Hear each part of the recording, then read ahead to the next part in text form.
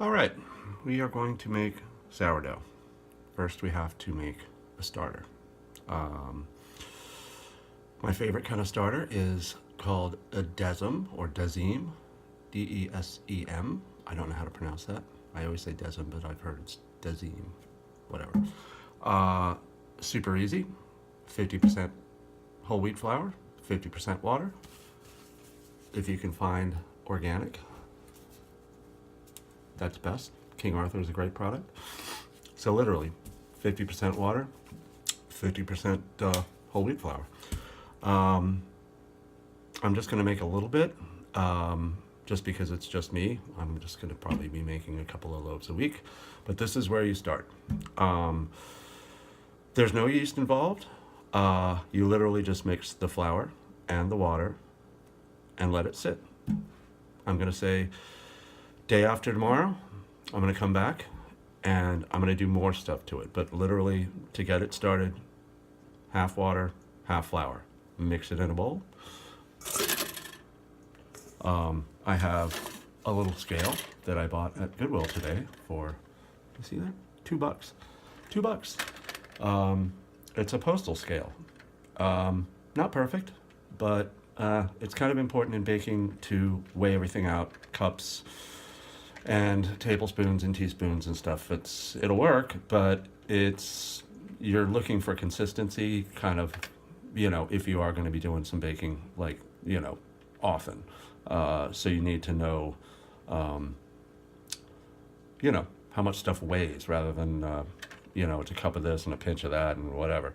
For the Desem, it's actually going to take about a week or maybe even longer, depending on a whole bunch of different factors. Humidity, your own patience, whatever. So I have my scale zeroed out. I'm gonna make 8 ounces. So it's gonna be 4 ounces of water and 4 ounces of whole wheat. And the cool thing about Desem is that it literally is site specific. I've done this a few times. I did it in Los Angeles and I did it in Seattle. Exactly the same ingredients, King Arthur flour, because that's easily accessible and is a really good product. And the one I did in Los Angeles was completely different taste-wise than the one I did in Seattle. And that has to do with the yeast, the natural yeast that's just in the air. And what kind of water you have. I'm on a well. I'm here in Maine. So yeah, this is going to be kind of interesting to see how this turns out. But this is the very, very, very first step for making some sourdough bread, which is going to be probably a couple of weeks from now. If you want to speed the process up, you can add just a tiny pinch of yeast, like just a pinch, literally, to your mixture that I'm about to do here, and that'll speed things up. It's kind of cheating because it's not cheating if you don't have time. I'm just doing this because this is the way I love doing it, and I'm like really curious to see how this ultimate bread is going to turn out here in Maine, because I've done it in Los Angeles and Seattle, like I said. So let's see. So I got my scale down here. Should I move this thing? Yeah, I'll move it when I weigh things out. So I've got it zeroed out. So I'm just going to do 4 ounces.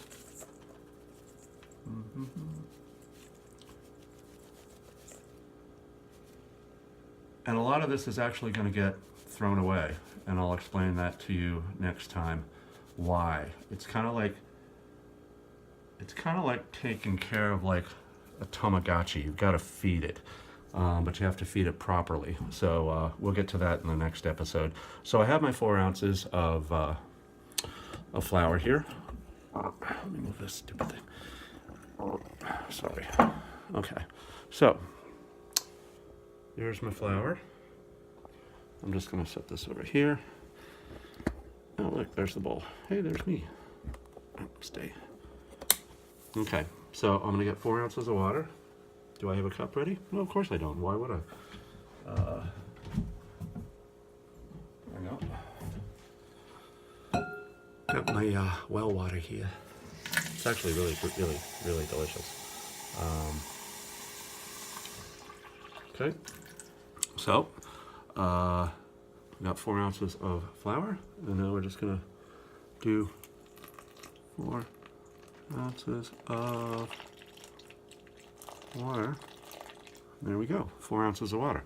So we have 8 ounces of ingredients. Move this thing again.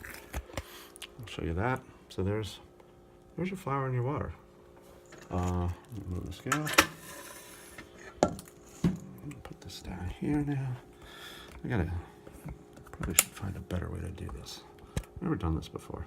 So anyway, so here's our flour and our water. So it's a little bright. I'm working under the window. So literally with your hands. Don't use a spoon. Don't use anything other than your hands, because you want the yeast. You want all of there's a yeast that lives on your hands. I didn't even wash my hands. That's okay. I mean, I washed them earlier, but I've been doing stuff, you know. So literally just mix it up till it kind of looks like this. It's just a big old, it's a blob of flour and water. That's all there is to it. Okay, done. It's a blob, you know, that's it. So next time I will show you what happens in about 48 hours from now. I'm going to cover it with some saran wrap, and I'm going to leave it sit on my counter until the day after tomorrow. Let's see, I will be working around this time, so I might have to do a little earlier. I might have to do it at 42 hours instead of 48 hours, but that's okay. It's still going to be all, you'll see, it's going to be all bubbly and stuff. So there we go. There's the Desem. In a couple of weeks, we're actually going to have a nice starter, and we'll be making some bread. So this is the first step. Enjoy. I'll see you next time. Bye.